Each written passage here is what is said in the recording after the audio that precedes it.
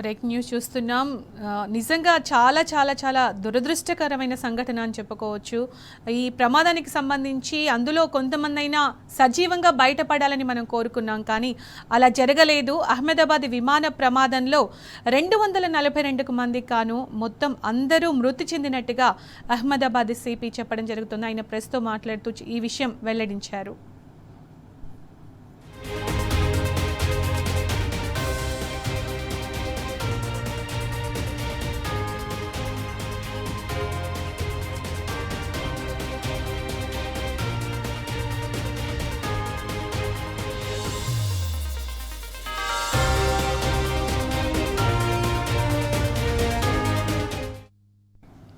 ఇక ఇదే అంశానికి సంబంధించి మరింత సమాచారం మా క్రైమ్ బ్యూరో చీఫ్ భాస్కర్ అడిగి తెలుసుకుందాం. భాస్కర్, ఈ అహ్మదాబాద్లో జరిగిన విమాన ప్రమాదంలో కొంతమంది అయినా బ్రతికి సజీవంగా ఉండాలని కోరుకున్నారు అందరూ కూడా. యావత్ ప్రపంచంలో అందరూ తెలిసిన వాళ్ళందరూ కూడా కోరుకుని ఉంటారు. భారతదేశంలో మాత్రం ప్రతి ఒక్కరు ఆకాంక్షించారు, కానీ అలా జరగలేదు. అహ్మదాబాద్లో జరిగిన విమాన ప్రమాదంలో 242 మంది మొత్తం కూడా చనిపోయినట్టు అహ్మదాబాద్ సిపి ఇప్పుడే వెల్లడించడం జరిగింది, క్లియర్ చేయడం జరిగింది. అప్డేట్స్ ఏంటి దీనికి సంబంధించి?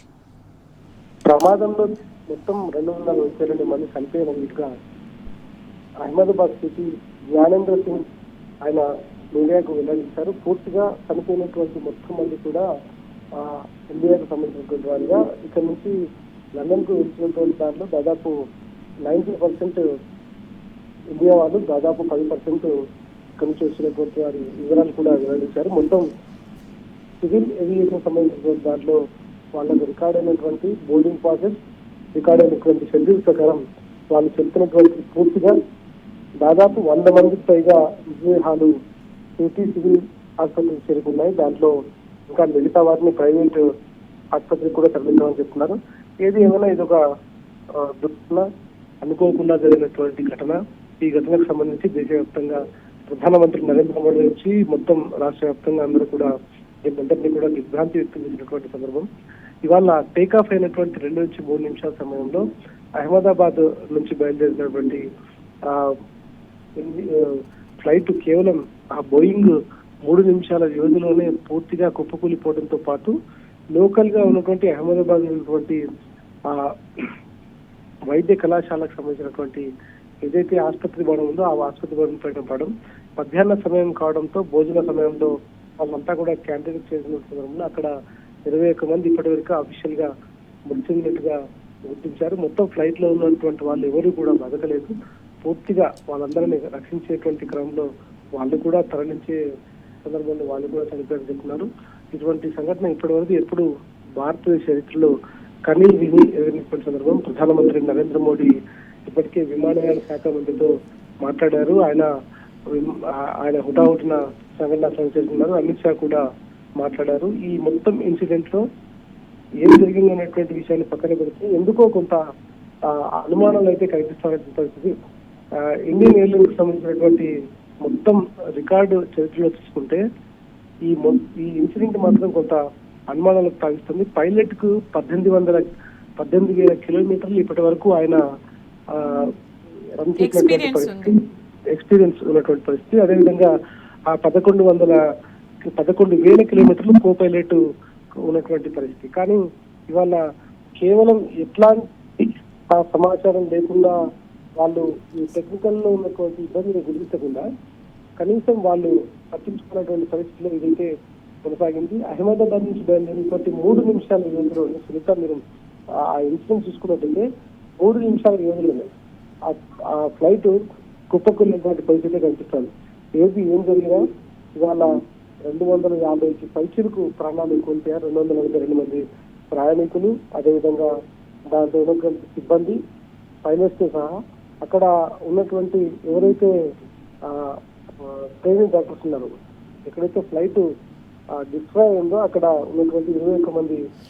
భాస్కర్, అహ్మదాబాద్ సిపి జ్ఞానేంద్ర సింగ్ ఇంకో విషయం కూడా అన్నారంటే ప్రమాద తీవ్రతకి దేహాలన్నీ కూడా మాంసపు ముద్దలుగా పడిపోయినాయని చెప్పేసి. అవును, అంటే గుర్తుపట్టనటువంటి పరిస్థితిలో ఉన్నటువంటి పరిస్థితి చాలా స్పష్టంగా కనిపిస్తోంది. ఇప్పటికే రాష్ట్రపతి కూడా దీనిపైన దిగ్భ్రాంతి వ్యక్తం చేశారు. ప్రధానమంత్రితో పాటు అందరూ దిగ్భ్రాంతి చేశారు. ఎందుకంటే మనం ఫ్లైట్ టేక్ ఆఫ్ తీసుకున్నటువంటి సందర్భంలో జనరల్ గా మన హైదరాబాద్ శంషాబాద్ ఎయిర్పోర్ట్ తీసుకుంటే టేక్ ఆఫ్ తీసుకునే సమయం నుంచి టేక్ ఆన్ అయ్యే టైం వరకు దాదాపు 15 నిమిషాలు పడుతుంది. ఆ వ్యవధిలో ఫ్లైట్ 1800 అడుగుల నుంచి 8000 అడుగుల వరకు పైకి ఎగిరేటువంటి ఫ్లైట్ జోన్ ఉంటుంది. ఆ ఫ్లైట్ జోన్ లో మొత్తం ఆ ఫ్లైట్ జోన్ ఎగిరేటువంటి సందర్భంలో ఎట్లాంటి ఎయిర్ పరంగా కానీ వెదర్ పరంగా కానీ ఎటువంటి ఇబ్బందులు లేకుండా ఆ ఫ్లైట్ జర్నీ కొనసాగిస్తుంది. ఇదంతా కూడా ఎయిర్ స్టేషన్ ఎప్పటికప్పుడు సమాచారం ఇస్తుంది. ఎయిర్ స్టేషన్ వాళ్ళకి సంబంధించినటువంటి ఇన్ఫర్మేషన్ కావచ్చు, ఇన్స్ట్రక్షన్స్ కావచ్చు ఇస్తా ఉంటుంది.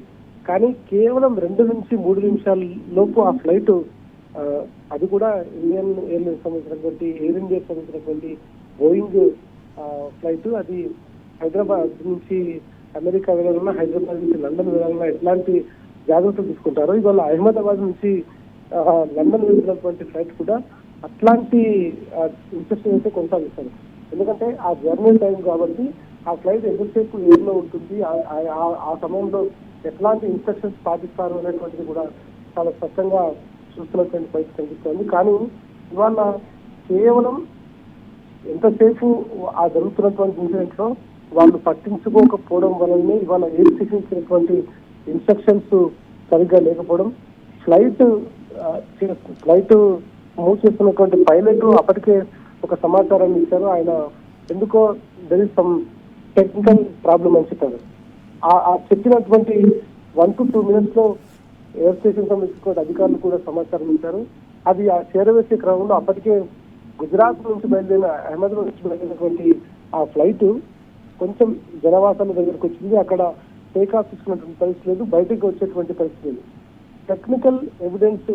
టెక్నికల్ గా ఉన్నటువంటి ప్రాబ్లం ఏదైతుందో ఆ ప్రాబ్లం ని గుర్తించకపోవడం వల్లనే ఇట్లాంటి ప్రమాదం జరిగి ఉండొచ్చినటువంటి చెప్తున్నారు. ఏదేమైనా ఇవాళ 250 మంది పైగా ప్రాణాలు గాల్లో కలిసిపోయినటువంటి పరిస్థితి. ఈ నేపథ్యంలో ఇవాళ దీనిపైన భాస్కర్ అంటే ఇప్పుడు విమాన ప్రమాదంలో మృతి చెందిన వారికి సంబంధించి క్లియర్ చేయడం జరిగింది. అలాగే అది జనావాసాల్లో పడి మెడికల్ స్టూడెంట్స్ ఎవరైతే ఉన్నారో వాళ్ళు కూడా మరణించడం జరిగింది అని చెప్పారు కదా, మరి దానికి సంబంధించి ఒక క్లారిటీ ఏమన్నా ఇచ్చారా? అంటే ప్రస్తుతానికైతే ఇప్పటి వరకు 245 మంది ప్యాసింజర్స్, అదేవిధంగా 4 పైలట్ కోవిడ్ తో సహా 8 మంది సిబ్బంది, మొత్తం 12 మంది చనిపోయినట్టుగా చెప్పారు. దాంట్లో చనిపోయినటువంటి దాంట్లో మాజీ ముఖ్యమంత్రి రూపాని కూడా, గుజరాత్ మాజీ ముఖ్యమంత్రి రూపాని కూడా ఉన్నట్టుగా చెప్పారు. ఒక సెల్ఫీ వీడియో కూడా ఆయన చైర్ లో కూర్చున్నాడు, బెల్ట్ వేసుకున్నటువంటి ఆ వీడియో కూడా బయట కనిపిస్తున్నటువంటి పరిస్థితి. ఈ మొత్తం వ్యవహారంలో మాజీ సీఎం విజయ్ రూపానితో పాటు మిగతా భాస్కర్ మీరు ఒక నిమిషం లైన్ లో ఉండండి. ఇప్పుడే చెప్పండి భాస్కర్. ప్రస్తుతానికైతే చనిపోయినటువంటి వారి సంఖ్య 245గా ఉండొచ్చినటువంటిది అధికారికంగా గుజరాత్ ప్రభుత్వం అనౌన్స్ చేసింది. ఇంకా మృతుల సంఖ్య పెరిగేటువంటి అవకాశం ఉంది. ఎందుకంటే ఫ్లైట్ లో ఉన్నటువంటి వారి సంఖ్యను ఆధారం చేసుకుని ఫ్లైట్ లో క్షతగాత్రులను షిఫ్ట్ చేస్తున్నటువంటి అనేక మీడియాలో వార్తలు వచ్చినప్పటికీ వాళ్ళంతా కూడా బ్రతికేటువంటి పరిస్థితి లేదు. ఎందుకంటే ఐఎమ్ సారీ టు సే ఇట్లాంటి చెప్పడం మనకు కొంత ఇబ్బందికరమైనటువంటి పరిస్థితి అయినప్పటికీ అక్కడ ఆ ఫ్లైట్ కూలిపోతున్నటువంటి పరిస్థితి చూస్తూ ఉంటే వీళ్ళంతా చనిపోయినట్టుగా చాలా స్పష్టంగా అర్థమవుతుంది. వాళ్ళని హాస్పిటల్కి తరలించినప్పటికీ అప్పటికీ వాళ్ళంతా కూడా చనిపోయినట్టుగా అధికారికంగా ధృవీకరించారు. ప్రస్తుతం మాజీ ముఖ్యమంత్రి, గుజరాత్ సంబంధించిన మాజీ ముఖ్యమంత్రి కూడా చనిపోయినట్టుగా చెప్పారు. ఇవాళ ఫ్లైట్ టేక్ ఆఫ్ అయినటువంటి 2 నుంచి 3 నిమిషాల్లోకి ఎందుకు ఫ్లైట్ పడిపోయిందనేటువంటిది టెక్నికల్ గా చెక్ చేస్తే అనేక రకమైనటువంటి కారణాలు కనిపిస్తాను. ఎయిర్ ఇండియాను ఇప్పటికే టాటాకు సంబంధించినటువంటి గ్రూప్ టేక్అవుట్ చేసుకుని టాటా గ్రూప్ లో కొంత ఏదైనా ఇబ్బందికరమైనటువంటి వాతావరణం ఉండొచ్చు, టెక్నికల్ వాళ్ళకు కొంత కమ్యూనికేషన్ గ్యాప్ ఉండొచ్చు. కానీ పైలట్ మాత్రం అనేక రకాలుగా ఆయనకు ఎక్స్పీరియన్స్ ఉంది. ఆయన చెప్పినప్పటికీ టేకాఫ్ తీసుకున్నటువంటి సందర్భంలో కొంత ఆలస్యం జరిగింది. దాంతో 250 మందికి పైగా ప్రయాణికుల ప్రాణాలు మాత్రం గాల్లో కలిసిపోయినటువంటి పరిస్థితి చాలా స్పష్టంగా కనిపిస్తోంది. ఇప్పటికే సహాయక చర్యలు కొనసాగుతున్నాయి. విమానయాన శాఖ మంత్రితో పాటు కేంద్ర హోంశాఖ మంత్రి, మొత్తం ప్రధానమంత్రితో పాటు రాష్ట్రపతి వాళ్ళంతా కూడా దానిపైన పూర్తిగా వాళ్లకు సంఘీభావం ఇస్తుంది. సహాయక చర్యలు కూడా పూర్తిగా కొనసాగుతున్నటువంటి పరిస్థితి కనిపిస్తోంది. ప్రస్తుతానికి ఇది అఫీషియల్ గా మనకు అనౌన్స్ చేయాల్సినంత అవసరం ఉంది. జాతీయ మీడియా కథనాల ప్రకారం 250కి పైగా ఇప్పటికే చనిపోయినట్టుగా చెప్తా ఉన్నారు. ఇది ఇంకా మరణ సంఖ్య ఇంకా పెరిగేటువంటి అవకాశం కూడా కనిపిస్తోంది. ఏం జరిగినా ఇప్పటి వరకు దేశంలో ఎప్పుడు కనీ విని ఎరిగినటువంటి రీతిలో ఇంత మృత్యువాత పడటం ఇదే మొదటిసారి. ఇట్లాంటిది ఎందుకు జరిగింది అనేటువంటిది ఎయిర్పోర్ట్ అథారిటీ ఆఫ్ ఇండియాకి సంబంధించినటువంటి అధికారులు అయితే వాళ్ళు చెక్ చేసుకోవాల్సినటువంటి అవసరం అయితే కనిపిస్తుంది. ప్రస్తుతం మాత్రం ఇంకా సహాయ చర్యలు కొనసాగుతున్నాయి.